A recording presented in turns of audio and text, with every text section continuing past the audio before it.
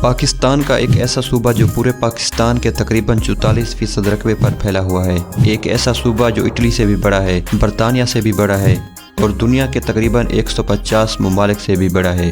لیکن حیرت کی بات یہ ہے کہ پاکستان کے زیادہ تر لوگ اپنی پوری زندگی میں بھی اس سرزمین کو اپنی آنکھوں سے دیکھ ہی نہیں پاتے۔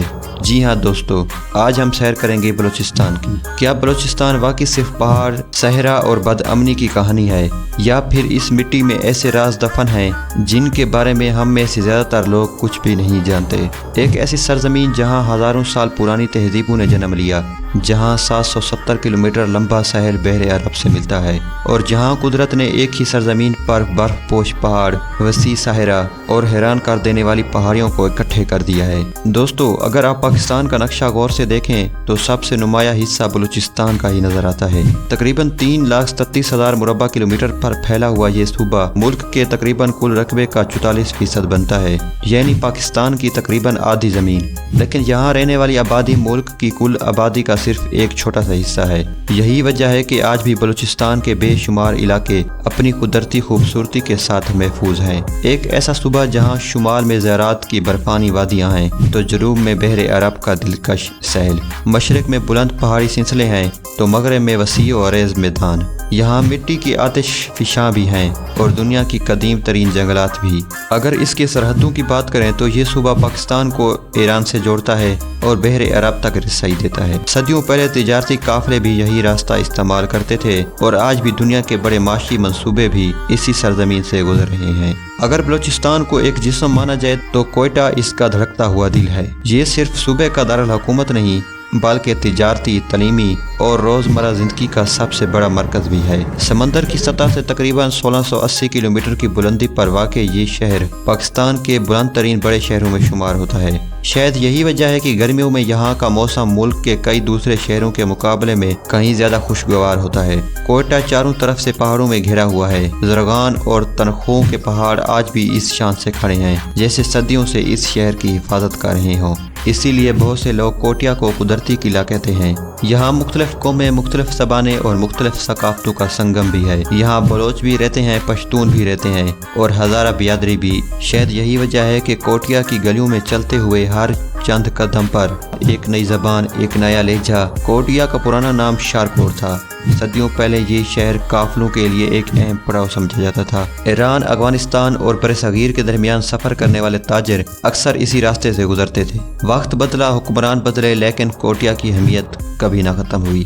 بلوچستان کی اصل جھلک اس کی ہزاروں سال پرانی تاریخ میں چھپی ہوئی ہے۔ آخر وہ کون سی تہذیب تھی جس نے آج سے تقریباً 9000 سال پہلے اسی سرزمین پر جنم لیا، اور کیوں دنیا کے ماہرین آثار قدیمہ آج بھی بلوچستان کا نام احترام سے لیتے ہیں؟ آج سے تقریباً 9000 سال پہلے جب دنیا کے بیشتر انسان شکار کر کے اپنی زندگی گزار رہے تھے، اس وقت بلوچستان میں لوگ باقاعدہ بستیاں آباد کر چکے تھے۔ وہ گندم اگاتے تھے، جانور پالتے تھے، مٹی کے برتن بناتے تھے اور آہستہ آہستہ ایک منظم معاشرہ تشکیل دے رہے تھے۔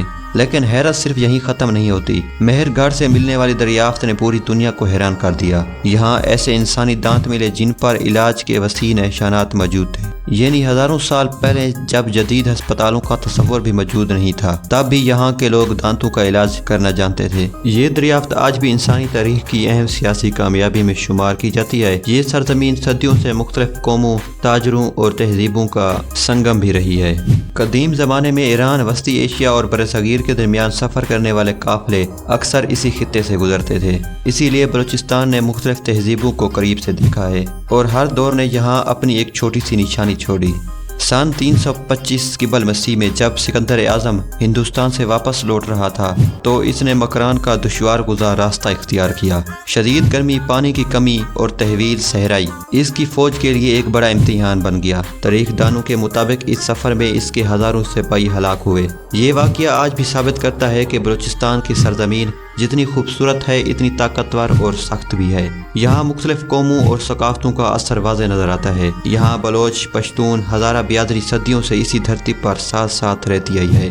ہر قوم کی اپنی زبان ہے، اپنا لباس ہے، اپنی رسم و رواج ہے، لیکن ایک چیز سب میں مشترک ہے اور وہ ہے مہمان نوازی۔ آخر آج کی دنیا میں بلوچستان اتنا اہم کیوں ہے؟ کیا صرف اس کے رقبے کی وجہ سے، یا اس کی اصل طاقت کہیں اور چھپی ہوئی ہے؟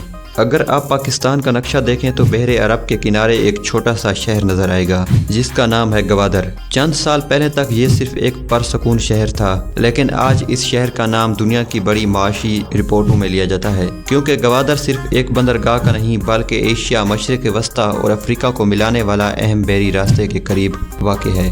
اسی لیے ماہرین اسے مستقبل کے لیے اہم تجارتی مرکز میں شامل کرتے ہیں۔ لیکن بلوچستان کا خزانہ صرف سمندر تک محدود نہیں، اس کی اصل دولت اس کی زمین کے نیچے بھی موجود ہے، اور اسی دولت کا سب سے مشہور نام ریکوڈک ہے، جسے دنیا کے بڑے تانبا اور سونے کے ذخائر میں شمار کیا جاتا ہے۔ اس کے علاوہ بلوچستان میں کرومائٹ، سنگ مرمر، کوئلہ اور دیگر معدنیاتی وسائل پائے جاتے ہیں۔ بلوچستان کی سب سے بڑی پہچان شاید یہ بھی نہیں، اس کی سب سے بڑی پہچان اس کی قدرتی خوبصورتی ہے۔ کراچی سے مکران کوسٹل ہائی وے پر سفر شروع کریں تو چند گھنٹوں کے بعد آپ ایک نئی دنیا میں داخل ہو جاتے ہیں، جہاں ہر موڑ پر منزل بدل جاتا ہے۔ سب سے پہلے نظر آتا ہے ہینگل نیشنل پارک۔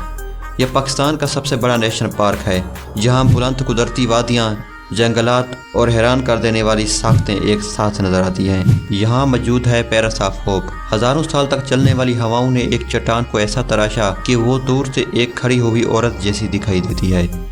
کچھ فاصلے پر بلوچستان کی ایک ایسی چٹان موجود ہے جسے دیکھ کر بہت سے لوگ پہلی نظر میں اسے انسانی تمیز سمجھ لیتے ہیں۔ آگے بڑھے تو سامنے آتا ہے کینڈا مولیر پیچ، سنہری ریت، شفاف نیلے پانی اور میلیوں تک پھیلی ہوئی خاموشی۔ یہ ایسا سیل ہے جہاں قدرت آج بھی اپنی اصل شناخت اور شکل میں موجود ہے۔ یہاں کھڑے ہو کر صرف سمندر کی آواز سنائی دیتی ہے، اور شاید یہی اس جگہ کا سب سے زیادہ خوبصورت مقام ہے۔ اگر رخ کریں شمال کی طرف تو زیارت آپ کا انتظار کرے گا۔ ٹھنڈی ہوائیں، بڑے پہاڑ اور دنیا کی قدیم ترین جنگلات۔ کچھ درخت ایسے بھی ہیں جن کی عمر ہزاروں سال بتائی جاتی ہے۔ یہ صرف درخت نہیں بلکہ وقت کے خاموش گواہ ہیں۔ اسی شہر میں قائد اعظم محمد علی جناح نے اپنی زندگی کے آخری ایام بھی گزارے تھے۔ اور اب اگر قدرت کے انوکھی شاہکار دیکھنے کے شوقین ہیں تو بلوچستان آپ کو مایوس نہیں کرے گا۔ بورالان کے قریب پیر غالب اب شکار، خشک پہاڑوں کے درمیان اچانک بہتا ہوا پانی، کسی معجزے سے کام محسوس نہیں ہوتا۔ اس کے علاوہ مولا چوک ایک ایسی جگہ ہے جہاں نیلے پانیوں اور بلند چٹان مل کر ایک ایسا منظر بناتی ہیں جسے دیکھ کر یقین کرنا مشکل ہو جاتا ہے کہ یہ پاکستان میں ہے۔ اگر بلوچستان کے ذائقے کی بات کریں تو سب سے پہلے نام آتا ہے بلوچی سجی کا۔ بلوچی سجی کا سادہ مثالوں کے ساتھ آہستہ آہستہ بھنا ہوا گوشت، جس کا ذائقہ آج بھی بلوچستان کی شناخت سمجھی جاتی ہے۔ اس کے علاوہ روشن، لاڈلی خاک روٹی اور گوادر کی تازہ سمندری مچھی بھی بلوچستان کے اہم کھانوں میں شامل ہیں۔ دوست، بلوچستان کو صرف خبروں سے نہیں سمجھا جا سکتا، اس کو سمجھنے کے لیے اس کی سڑکوں پر سفر کرنا پڑتا ہے، اس کے پہاڑوں کو دیکھنا پڑتا ہے، اس کے لوگوں سے ملنا پڑتا ہے، اور اس کی مٹی کی خوشبو کو محسوس کرنا پڑتا ہے۔ تب جا کر یہ احساس ہوتا ہے کہ یہ صرف پاکستان کا سب سے بڑا صوبہ نہیں بلکہ قدرت، تاریخ، ثقافت اور امکانات کا ایک ایسا خزانہ ہے جس سے جتنا جانو اتنا ہی کم لگتا ہے۔ اگر آپ کو یہ ڈاکومنٹری پسند آئی ہو تو ویڈیو کو لائک کریں، چینل کو سبسکرائب کریں اور کمنٹ میں ضرور بتائیں آپ بلوچستان کے کس جگہ کا سفر سب سے پہلے کرنا چاہیں گے۔ ملیں گے آپ کو ایک نئی سرزمین، ایک نئی کہانی اور ایک نئی دلچسپ ویڈیو ڈاکومنٹری کے ساتھ۔